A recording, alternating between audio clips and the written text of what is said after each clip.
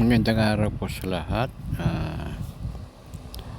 Ang aking pong paksa sa aking programang Opinyon dito sa Danilo Dison TV Palakmakan.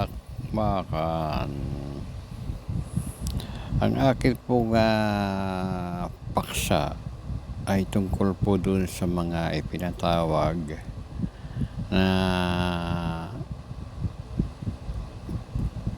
40 o 40 na mga vloggers na karamihan ay Duterte o DDS vloggers sa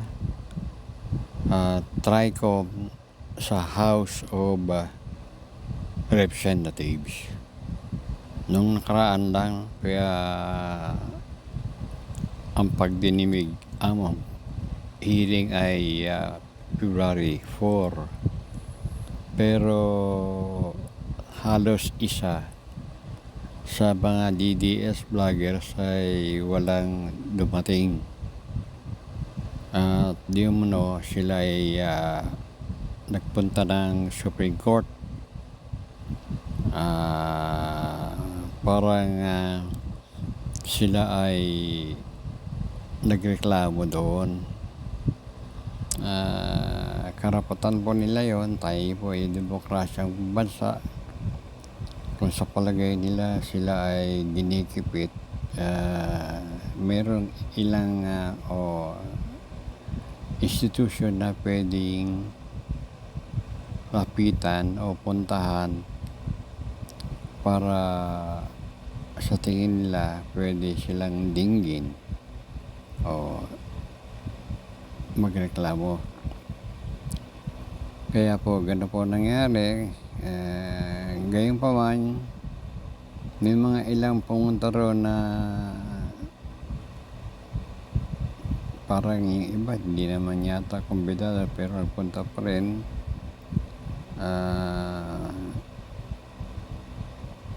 Ang kagaya ni Attorney Tumotorgo, parang nakapagsisi nga bakit nandun siya, nasermonan tuloy siya at parang na-cite in contempt pa. Biro nyo, kung yun palang mga nagpunta sa Supreme Court ay dumano doon sa pagdinig na yon, ilalampaso lang pala ng mga congressman na nandun na mga binanata nila sa kanilang vlog. Ayun nga, example lang nga po si Attorney Tumotorgo. Nagpaliwanag siya na siya ang yung sinasabi ni Congressman Marcoleta ay panliling lang sa kanya yon, pero sa resource person na para sa kanya yun ay opinion. So may pagtatalo ng kung ano ba talaga ang opinion at ang akusasyon. Yung panlilin lang para kay Congressman Marcoleta ay akusasyon na. Parang nasira ang kanyang reputasyon. Kay Attorney Tumotorgo, para sa kanya, yun ay kanyang opinion. Matagal bago nasagot ni Attorney Tumotorgo kung saan meron kasing binasa si Congressman Marcoleta, maaaring yun ay itinig sa kanya ng kanyang mga supporter o pero kopya na alam niya darating si Atty. Tumotorgo, kaya babanatan niya. Ayun nga, binanatan niya. So personal po yun ang nangyari, kasi po yung kongreso, yung TRICOM, kaya po yan nagpatawag para gumawa ng batas na sa palagay nila makapag-restrict yung mga vloggers sa kanilang pagtatrabaho na kagaya ng KBP.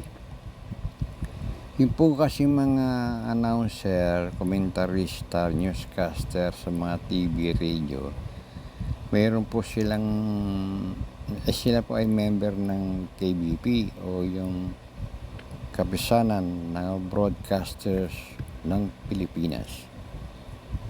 Ang mga estasyon po ng radyo, pati yung kanilang mga tauhan, newscaster, ang mga TV announcer or reporter, MC ay membro po yan membro sila ng KBP.